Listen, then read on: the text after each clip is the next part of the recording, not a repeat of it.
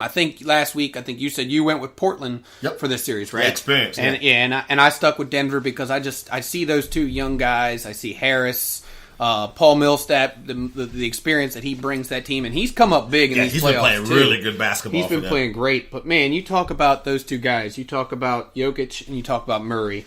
And I saw a stat the other day, and they were the second tandem from a team to go back to back with a triple double and a 30-point game. Oh wow! Jokic had the triple double back to back. Murray had the back to back 30-point games.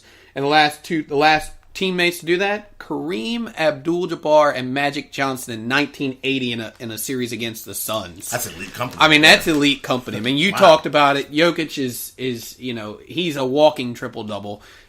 He's made some big shots. He's missed a couple big shots too in a couple of those games towards the end. But hey, like you said, 63 minutes? I mean, 65. That's 65 minutes. Yeah. It's insane. The one thing that I have to say about that whole series is really about that game. That first overtime game of the playoffs is 4 overtimes. Yeah, it's insane. But my memory of that game is watching Rodney Hood take his stuff off and start skipping and run into the game, and then he just comes in and knocks down a shot. Pump fake, drops that 3 late in that game. I mean, it was crazy. I don't think he'd played any time in overtime since then. I think he was out, the fourth quarter was when he came out of the game, and he hadn't come back in yet. So it was a great sight to see that happen. I mean, that guy, when he came to Cleveland, like you said, he was like, wow, this is a terrible pick. He was not a terrible player. He just didn't fit in. It just didn't work for him. Not everybody's built to play with LeBron James. Right. So, but that guy really has stepped his game up, come up big in the playoffs for them this season. So, but man, Damian Lillard, when he struggles, CJ's there. Yeah. And CJ had a big game recently, he's dropping 30 points like it's nothing. I mean, it was just crazy watching the floaters that he was making. He made one shot, and I can't remember who was guarding him, but the guy was right on, and they were like, "You can't play defense better than that." And he just made a little fadeaway right in his face, and it's crazy watching that. And then you talk about Enes Kanter, the unsung hero. I mean, what he's done with the rebounds and that injury to his shoulder. And I did see they were talking about Jokic, I guess, gave him a little elbow on the... it's playoff basketball. I mean, it's playoff basketball, right. I mean, I get it. I saw that, too. I mean, all he really did was kind of throw it into him. I mean, had he not had a sore shoulder, you probably wouldn't be saying anything about it. Like you said, exactly. It would be just playoff basketball. Yep. But because he had that injury, everybody's looking into that a little bit more. But I don't think he's a dirty player at all, so I don't see any problem with it. I think they're just being physical. And in the playoffs, you're right. If you know in the playoffs that a guy's got a sore wrist, what are you going to do? You're going to slap at that ball as much as you can. You're going to use every advantage you have. Yeah. So, hey, that series is crazy, though. I still think Denver's going to win it, but it's up in the air. So yeah, they have a game tonight. I want to say playing it. They're going to play that game in Denver. I know that place is going to be lit. Those fans have been waiting a long time for the opportunity to have their team not only in the NBA playoffs but in a meaningful NBA playoff game. So I'm excited about that. And it also shows you, too, one thing these playoff series in the West are showing me is how deep the West is. Because think about Jamal Murray. You and I are basketball hoop heads, so we know about Jamal Murray. But the average NBA fan that watches their Wizards game or watches their Miami Heat game and goes to bed at 10 o'clock didn't watch any Denver Nugget basketball.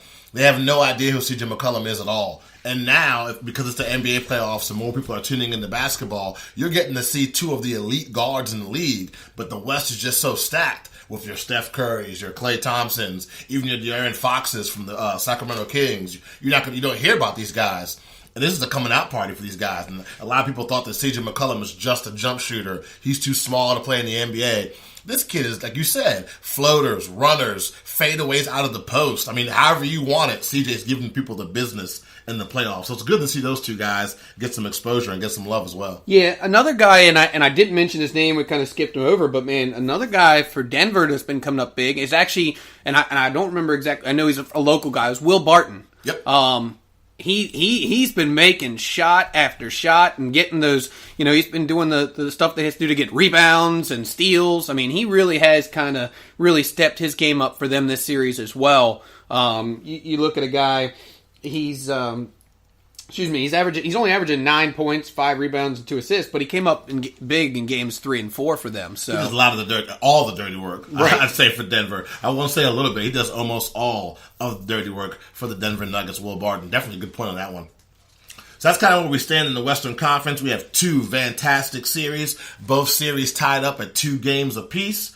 We're going to go ahead and slide on over to the East Coast. That's where we are from, so we're going to do a little extra love to the East. And let's start with the series with the team that, man, from the beginning of the NBA season, Pat has been riding this team's wave. I heard him and I was like, yeah, whatever, dude. We'll see what happens come playoff time. And here we are.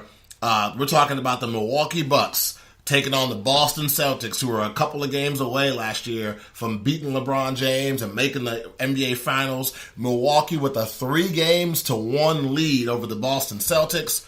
Tons of questions for Boston. A lot of answers from Milwaukee. Set this one off, Pat. What are your thoughts so far in this series? Well, game 1, obviously, we saw the Celtics won. They, the Bucks are a young team.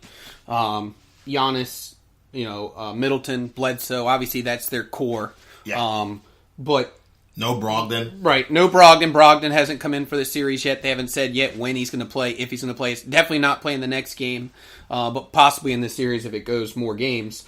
But, man, Giannis is averaging 28, 12 rebounds, and 4 assists with 2 blocks and a steal for the playoffs right now. I mean, I've said all along that he's my MVP, but he's really, really stepped up. He had 39 points and 16 rebounds in the last game. And he's just really stepping up. And if you watch the way that they're playing, that first game, I think, what did they shoot? They shot 38%, I think, from the field. Yeah. The Bucks did. So, I mean, it was a fluke. They're one of the top scoring. They are the top scoring team, they were the top scoring team in the NBA in the regular season. And Giannis actually averages 17 points per game in the paint, which is, if you haven't been watching, that's where he is. I mean, he's knocked down a couple of threes. He had a couple of games where he hit multiple threes, but his game is in the paint. His game is transition. His game is bounce, 2 steps, dunk. I mean, if you watch, that's really what it is. Transition, he literally takes 2, maybe 3 steps from the half-court line and is up for a dunk. It's ridiculous. No one. And the defense that he plays as well, I mean, the way he just comes in and people think they got a layup, and then here comes Giannis just flying through and just slaps it away. But Middleton's been really the killer, in this series. Yeah, he is just killing the Celtics. Like, they just cannot stop him.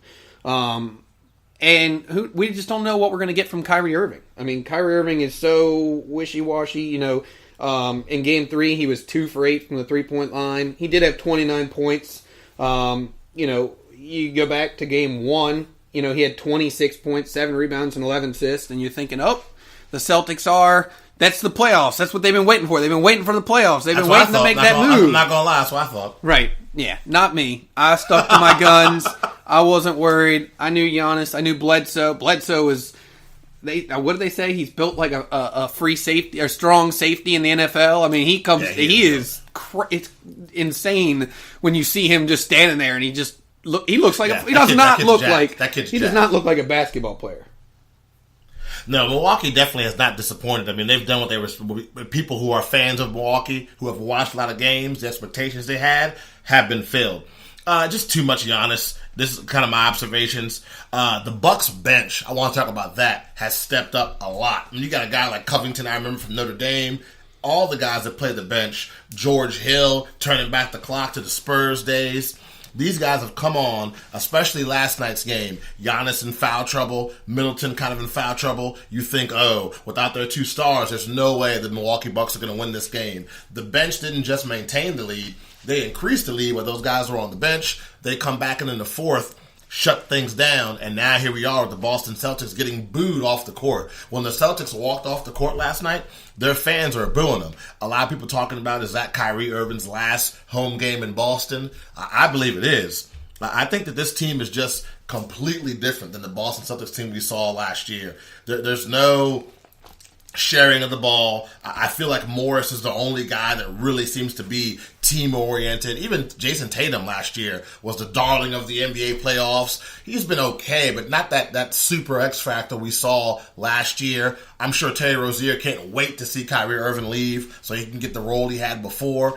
And so that kind of leads me into our mailbag question of the day. We actually had Julio who sent us a mailbag question and wanted to know, in our opinion, what is Boston's issue? Is it Brad Stevens getting out coached, or is the issue only Kyrie Irving? And my answer to that question would be, I think it's Kyrie Irving. I think that Brad Stevens is the same head coach he's always been, which is one of the better coaches in the NBA. I just think Kyrie, during the course of the whole season, from the complaining about the players not being championship level to the public apology to LeBron James for being immature, and then just so wishy-washy and kind of here one day and there the next day the whole season, not just on the court, but it seems like in the locker room as well, has just affected this team. Well, and it's funny you bring it up, because I was just reading, and we were talking about it before, about how Kyrie comes out and says that all these fouls are ridiculous and they slow the game down, all because Giannis had 22 free throws in that game. Well, guess what?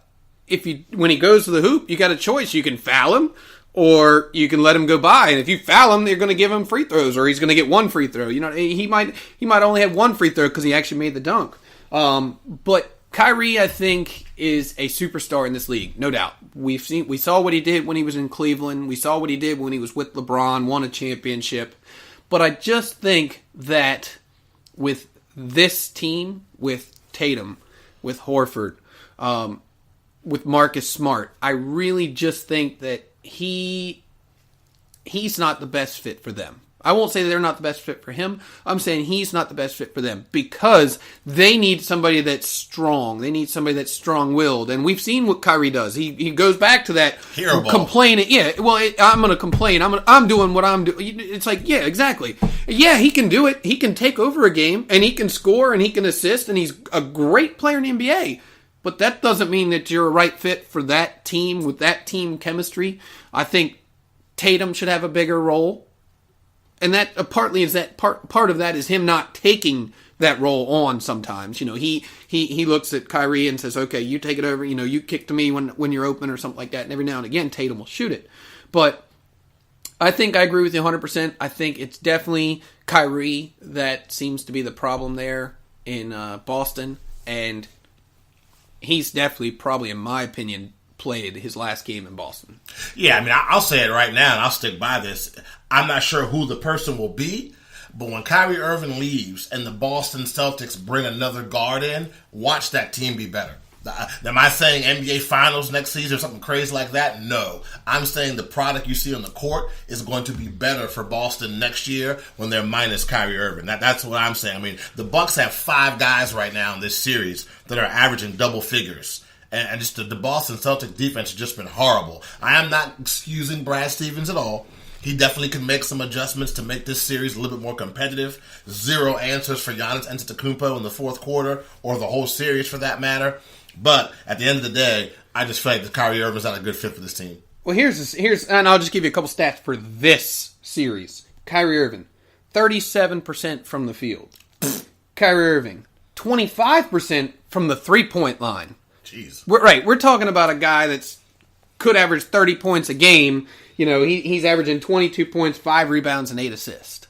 I mean, and that's for the playoffs, not the series. Yeah. But still, you know, he's struggling. And Gordon Hayward, great. You know, he had a couple of good games in the series in the playoffs this year.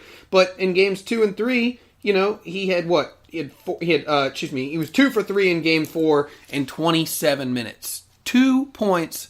3 rebounds. And they're paying that guy how much money a year? Right. And then you talk about Tatum. Tatum in game 1 had 4 points. Tatum in game 2 had 5 points. We're talking about a guy that was, what, lottery pick? Like top 3 pick in the NBA? I mean, this guy was the second coming last year in the playoffs. And I'm not talking trash to diss the guy. I think he's a great player. But to your point, he's got to be more aggressive, be that alpha male. That's not his personality as of yet, because you have an NBA champion like Kyrie Irving on your team. Again, I go to my point. You get Kyrie out of there. Who do you bring to take his place to run the point guard position? Maybe it is Terry Rozier. And you bring another valuable person on the bench. I just feel like when Kyrie Irving leaves Boston and they bring somebody else in, mark my words, it's going to be a better basketball team. That's just how I feel.